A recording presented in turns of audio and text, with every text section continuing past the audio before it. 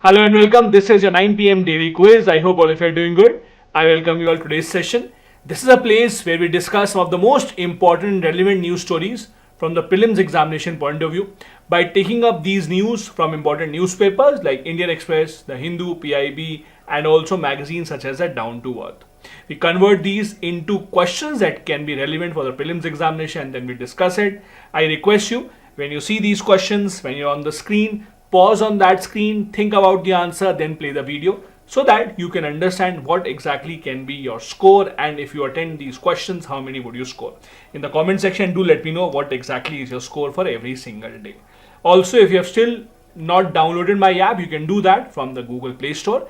The name of the app is Harshmeet Study Circle. I've given the download link in the description of the video. You can check out multiple courses that I'm running right now, including a guidance program for mains answer writing.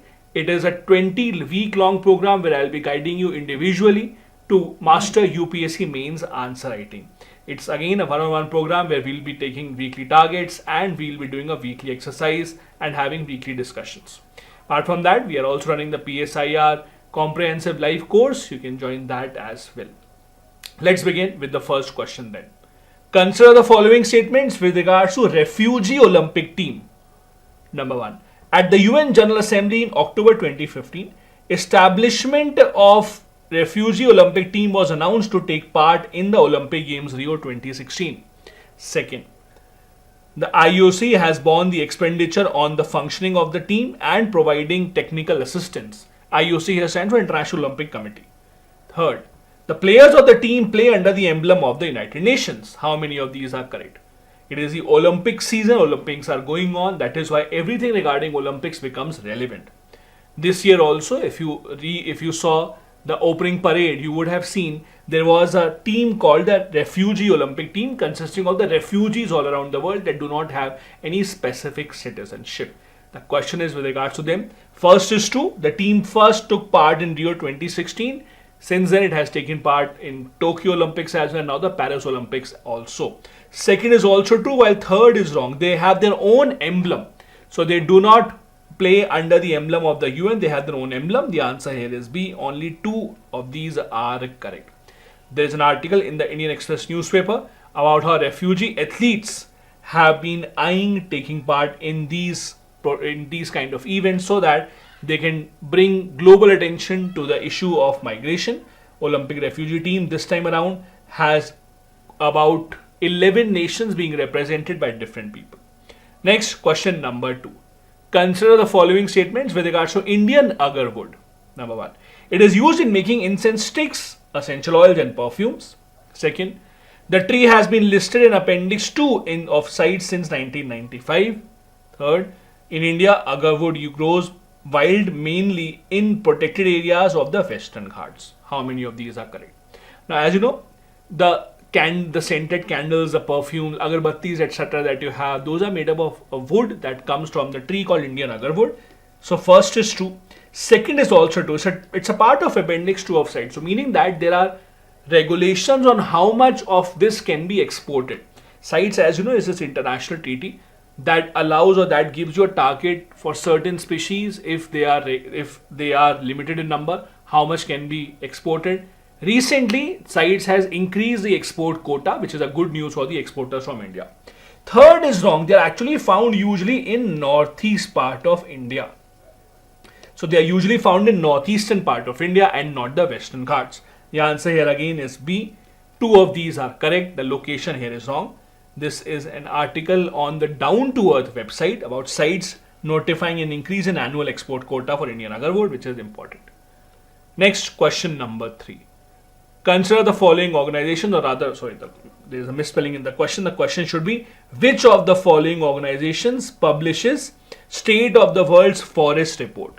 So you have to tell the States of the World's Forest Report is published by which of these? The UNEP, FAO, the World Bank, or the Global Environment Facility. This is a report that talks to us or that tells us about the state of forests all around the world, the wood production, where exactly is the wood being consumed in Asia, Africa, Europe, all these details are given. This has recently been released just yesterday, and that is why I'm asking this question. There's a detailed article on this on the Down to Earth website. Which of these organizations publishes the report? The answer here surprisingly is actually B. It is a Food and Agriculture Organization of the UN that publishes this report, not the UNEP, not the GEF, not the World Bank.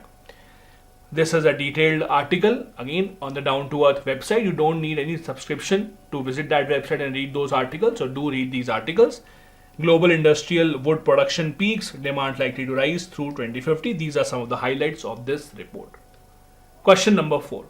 The Charles Darwin is a species of which animal which is endemic to Andamans? So Charles Darwin what? Interesting question. It's a species of an animal that is mainly found in Andamans. Is it a butterfly? Is it a snake? Is it a frog? Or is it a deer? The Charles Darwin what? Think about it. The answer here is frog.